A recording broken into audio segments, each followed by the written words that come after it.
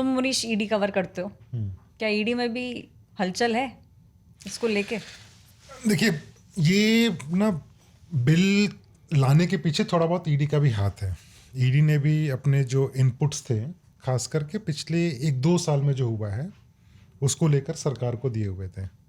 अगर आप देश के इतिहास की बात करेंगे तो पिछले 79 ईयर्स में किसी भी अगर मिनिस्टर को या सीएम को किसी एजेंसी ने गिरफ्तार किया हुआ है तो मोरल ग्राउंड पे हर एक व्यक्ति ने इस्तीफा दिया हुआ है। लेकिन पिछले 2 साल में ऐसा देखा गया कि जब कुछ खास करके दिल्ली के जो मिनिस्टर थे, अरविंद केजरीवाल या सत्येंद्र जैन की अगर बात करें तो इन दोनों को जब गिरफ्तार किया गया तो उन्होंने रिज़ाइन नहीं किया। तो कल मेरी एक ईडी के अधिकारी हैं, बहुत सीनियर अधिकारी, उनसे मेरी बात भी हो रही थी। तो उनका ये कहना था कि देखिए, आज की तारीख का जो पॉलिटिक्स है वो पहले की पॉलिटिक्स से बदल चुका है। तो उन्होंने खुद एग्जांपल देते हुए बताया कि पहले अगर मीडिया में किसी व्यक्ति का सिर्फ नाम आना शुरू होता था कि इनके खिलाफ में कोई भ्रष्टाचार का आरोप लगा हुआ है या कोई करप्शन का एलिगेशन है तो वो रिज़ाइन कर देते थे। हमारा देश ऐसा है कि चाहे वो किसी भी पार्टी का रहा हो, इस देश में प्रधानमंत्री भी गिरफ्तार हुई हैं। इंदिरा गांधी को गिरफ्तार किया गया था। नहीं, लेकिन प्रधानमंत्री रहते नहीं किया। प्रधानमंत्री रहते हुए नहीं हुई थी, लेकिन मतलब टर्म उनका चला गया था। तो गिरफ्तारियां यहाँ पर बड़े बड़े लोगों की हुई हैं। सीबीआई जयललिता को भी गिरफ्तार करने के लिए पहुंची थी।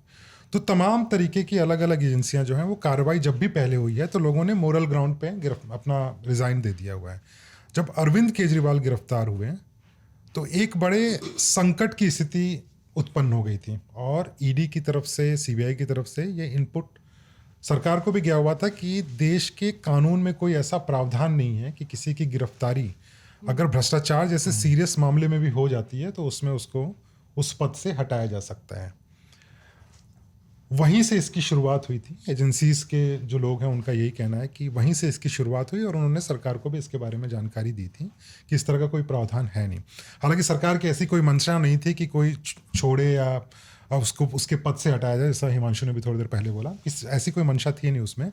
लेकिन एक जो रहता है कि आप चूंकि चुने हुए रिप्रेजेंटेटिव हो, जनता ने आपको चुना हुआ है, जेल के अंदर से सरकार आप कैसे चलाएंगे। उसमें एक रीसेंट एग्जांपल मैं देना चाहूँगा।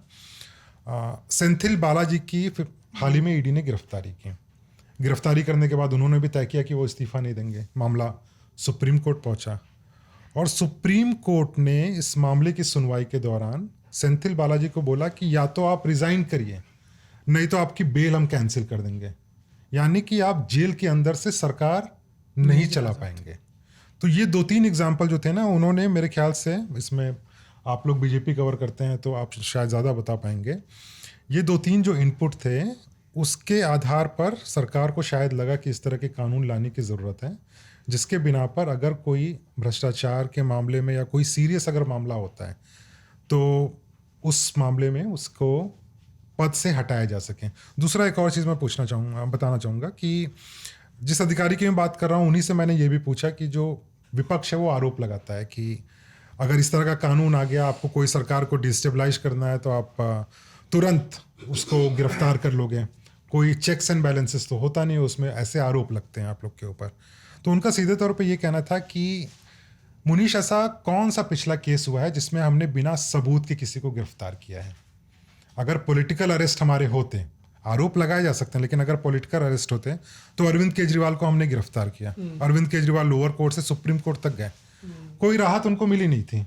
उसी तरीके से सत्येंद्र जैन की गिरफ्तारी हुई, मनीष सिसोदिया की गिरफ्तारी हुई, जितनी भी गिरफ्तारियां थी वो तो सबूतों के आधार पर हुई। तो उसमें आरोप कोई लगा सकता है। लोग यह भी बोल सकते हैं कि नहीं, बीजेपी या सरकार के कहने पर एजेंसियां चलती हैं, लेकिन ये तथ्य जो हैं वो सिरे से जो ईडी या सीबीआई के अधिकारी हैं वो तो खारिज करते हैं। हाँ, उनका ये भी कहना है एक्सेप्शन हो सकता है, लेकिन एक्सेप्शन के बिना पर आप ये नहीं कह सकते कि कोई बिल ज़्यादा अच्छा या ज़्यादा ख़राब है। हाँ, लेकिन उन्होंने ये भी बोला था कि ये बिल कभी पास होने वाला है नहीं, जो हिमांशु भी थोड़ी देर पहले बोल रहे थे, पास तो कभी होगा नहीं। तो तुम मुनीश ये कहना चाह रहे हो कि तुमने जिन ऑफिसर से बात करी, एनफोर्समेंट डायरेक्टोरेट भी कहीं ना कहीं या सीबीआई एजेंसीज जो हैं मानसिक तौर पे थोड़ा तैयार हैं कि शायद पास ना हो पाए? उनको पता है, क्योंकि अगर आज की तारीख की बात करें, और ये सीधा अंगगणित है इसमें, आपके पास नंबर्स होने चाहिए, 2/3 नंबर तो होने चाहिए, 2/3 नंबर है नहीं। तो उस अधिकारी ने तो बड़े मजाकिया लहजे में बोला कि क्या बोला? ये जो सरकार बिल लेके आई है ये शायद सिर्फ हो हंगामे के लिए लेके आई है, पास तो इसको करवा पाना आज की तारीख में बेहद मुश्किल है। तो विपक्ष को थोड़ा मौका मिल गया है, थोड़ा मौका बाकियों को मिल गया है। लेकिन जो सबसे इम्पोर्टेंट बात अभी इन्होंने बोली है, देखिए 2014 से जब से प्रधानमंत्री मोदी आए हैं, करप्शन को लेके ज़बरदस्त लड़ाई लड़ी गई, ब्लैक मनी को लेके या बाकी चीज़ों को लेके लड़ाई लड़ी गई थी। बिहार में प्रधानमंत्री मोदी गए, वहाँ पे भी उन्होंने कांग्रेस और लेफ्ट का नाम लिया कि क्रिमिनल नेता के अगेंस्ट में बिल लेके आ रहे हैं, उसको लेके जो लेफ्ट और कांग्रेस के लोग हैं वो विरोध कर रहे हैं। तो कहीं लेकिन इसमें मुनीश सीबीआई और ईडी पर भी तो उंगली उठाई जाती है, केज्ड पैरेट कहा जाता है। केज्ड पैरेट सुप्रीम कोर्ट ने कहा हुआ है, ईडी के ऊपर बार बार सवाल खड़े हुए हैं, उनको तो यहाँ तक बोल दिया गया है, कोई बोलता है एक्सटॉर्शनेट डायरेक्टर बोल दिया गया है, बीजेपी का ऑफिस भी बोला किसी को मॉन्स्टर भी बोला गया है, किसी ने मॉन्स्टर बोला है, बीजेपी का दफ्तर बोला गया है, बहुत सारी चीज़ें लगाई गई हैं। लेकिन देखिए ये आरोपों से अलग एक तथ्य होता है, ठीक है। तथ्य ये है आज की तारीख में कि ईडी वो एजेंसी है जो जितनी अभी तक गिरफ्तारियां हुई हैं, अगर 1-2 केसेस को आप छोड़ दीजिए, पॉलिटिकल गिरफ्तारियों की बात कर रहा हूं, किसी को कहीं से राहत मिली नहीं है। कुछ नेता है जिनको राहत मिली, जैसे मैं संजय सिंह का नाम लूंगा। संजय सिंह की गिरफ्तारी भी इसी ईडी ने की, 2 महीने के अंदर उनकी बेल हो गई। सत्येंद्र जैन को क्यों नहीं बेल हुई? 1 साल से ज्यादा वो जेल के अंदर है। मनीष सिसोदिया को महीनों तक जेल में रहना पड़ा, अरविंद केजरीवाल को जेल के अंदर रहना पड़ा। तो कहीं ना कहीं तथ्य तो जुटाए हुए हैं ना। और जिस अधिकारी की मैं बात कर रहा था, उनका तो दावा यह है कि जो अरविंद केजरीवाल और मनीष सिसोदिया के ऊपर केस चल रहे हैं, उनके पास में इतने मजबूत सबूत हैं कि जल्दी मनीष सिसोदिया का कन्विक्शन भी हो सकता है। हालांकि ये ईडी के उस अधिकारी का दावा हो सकता है, लेकिन उनका कहना है कि भाई सबूतों के आधार पर कार्रवाई है। ठीक उसी तरीके से सीबीआई की बात कर लीजिए आप, कन्विक्शन रेट ईडी का 93% है आज की डेट में। सीबीआई जो है 70% से ज़्यादा का उनका कन्विक्शन रेट है। तो कुछ ना कुछ तथ्य आधार होंगे, उसी के बेसिस पे ये कन्विक्शन आ रहा है। तो आरोप तो कोई भी लगा सकता है, लेकिन जो अधिकारी हैं वो तो इस बात से कहते हैं कि वो चूंकि जो सरकार आएगी उसी के जब केस्ट पैरेट वाला बात आया था तब कांग्रेस की सरकार, अगर मैं गलत नहीं हूं तो यूपीए की सरकार हुआ करती थी। आज ईडी के ऊपर आरोप लगता है, आज बीजेपी की सरकार है। कल को अगर मान लीजिए कांग्रेस का आएगा तो फिर लोग बोलेंगे कि भाई कांग्रेस के कहने पे एक दौर आता है, कभी डीआरआई, कभी सीबीआई, कभी हाँ, एक एजेंसी को लेकर। एक चीज है ऐश्वर्या, क्योंकि सॉरी मैं आपको इंटरप्ट कर रहा था। 2 चीज़ें बड़ी इंटरेस्टिंग है। एक तो सेंथिल बालाजी वाली जो बात कही, जब सेंथिल बालाजी का केस सुप्रीम कोर्ट गया उससे पहले वहाँ के जो राज्यपाल हैं उन्होंने उनकी बर्खास्तगी का नोटिस दिया, और उसके बाद सेंट्रल गवर्नमेंट से इंटरवेंशन हुआ उसमें, और ये कहा गया कि अभी इसको ना किया जाए। यहाँ पर सॉलिसिटर जनरल से लीगल ओपिनियन ली जाएगी, उसके बाद इनकी बर्खास्तगी होगी, और उस बर्खास्तगी को रोका गया। दूसरा एक बड़ा छोटा किस्सा है, एक दौर था इसी सरकार में जब सीबीआई के ऑफिसर एक दूसरे पे आरोप लगा रहे थे भ्रष्टाचार के।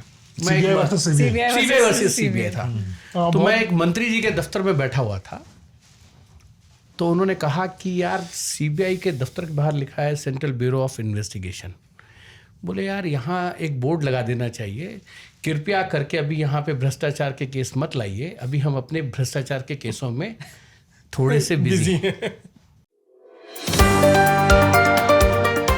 Reporters off.